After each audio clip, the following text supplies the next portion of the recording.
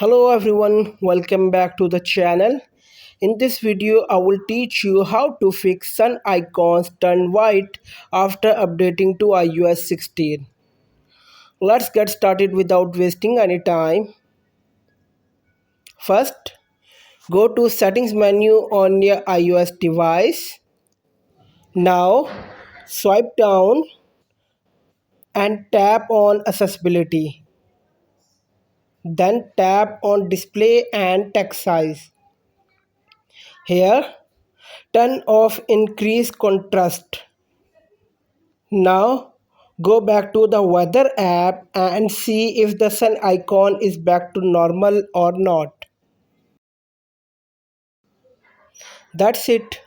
Like and share this video before you go. Subscribe to our YouTube channel.